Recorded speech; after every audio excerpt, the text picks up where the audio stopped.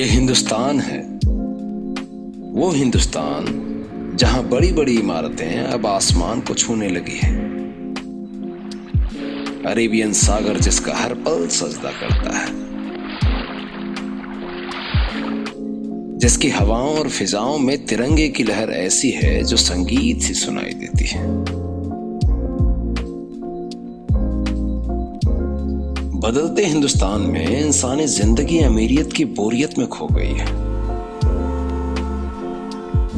लेकिन जो बात मिडिल क्लास के मजे में है वो मर्सिडीज वाले क्लास में कतई नहीं है। भरोसा नहीं होता तो एक बार समय चक्र का पहिया पीछे घुमाकर याद कर लीजिए कि कैसे अम्मा को पापा स्कूटी पर बिठाकर बाजार तक ले जाया करते थे। रास्ते में भुट्टे वाला दिख जाए तो पका हुआ भुट्टा नहीं बल्कि कच्चे भुट्टे को पकवा कर खाते थे।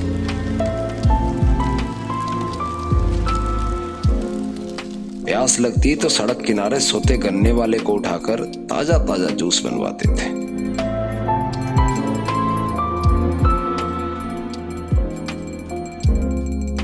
नई गाड़ी खरीदने पर तो नींबू मिर्ची लटकाना भूलते ही नहीं थे। और हाँ, लंबी यात्रा पर निकलने से पहले गाड़ी में गणपति को प्रणाम जरूर करते थे। यात्रा शुभ हो। वही गाड़ी अगर पुरानी हो जाए तो बेचते नहीं थे बल्कि बरसों बरसों तक संभाल कर रखते थे। मिडिल क्लास वाली बातें यादों को मिटाना या बदलना जानते ही नहीं।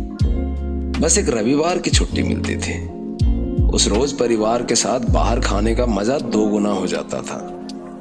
तंदूर वाली रोटी के इंतजार में न जाने क्या क्या ऑर्डर कर जाते थे। बड़ी वाली दीदी का तो जवाब ही नहीं था।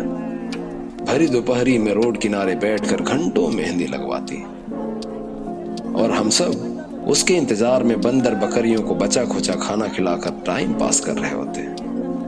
ढलते सूरज के साथ जिद होती थी कि समंदर किनारे फुटबॉल भी खेलेंगे।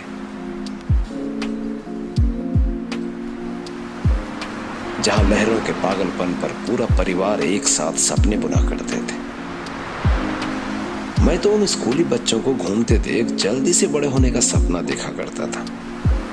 पापा अगर ज्यादा खुश हुए तो समंदर किनारे स्कूटी राइड मिल ही जाती थी। अम्मा खुश हुई तो कुछ न कुछ सस्ता सामान महंगा खरीद लेती थी। फिर क्या, रास्ते भर हम सब चुप। अम्मा और पापा एक दूसरे की खामियां गिनवाने में चकर चकर करते रहते। जो भी हो, ये मिडिल क्लास हर वक्त मजे में डूबी होती है। सुबह से शाम इन्हीं छोटी छोटी खुशियों तले इंतजारी घड़ियां मुकम्मल होती थी। छुट्टी वाला पूरा दिन एक सेकंड की भांति गुजर जाता था, पता ही नहीं चलता था। और हाँ, दुर्गा पूजा में गांव जाना भूलते नहीं थे। साल भर का इंतजार यहीं खत्म होता था। कच्चे रास्तों और खेतों की पगडंडियों पर बैलगाड़ी में भैंस बंधा देखकर सबकी हंसी निकल जाती थी। घास का गट्ठर लिए औरतें दिख जाए तो पापा अम्मा को सलाह देने से चूकते नहीं थे। मैं तो पोखरे में कागज का नाव डालकर उसके चलने का घंटों इंतजार करता रहता। कभी बारिश हो जाती तो पानी के बूंदों को बस महसूस करता और सोचता कि काश शहर लौटने के दिन नजदीक न आए। बरगद की छांव तले सूरज से आंख मिचोली खेलते खेलते कब सो जाता पता ही नहीं चलता। अब तो हर गांव में शहर जैसी नई सुबह होने लगी है, लेकिन मिडिल क्लास वाली बातें और यादें जाते ही नहीं। बस अफसोस सिर्फ एक ही बात का है कि कमबख्त अपर मिडिल क्लास खुद को अमीरियत की बोरियत में डुबोकर न इधर के रहे न उधर के रहे।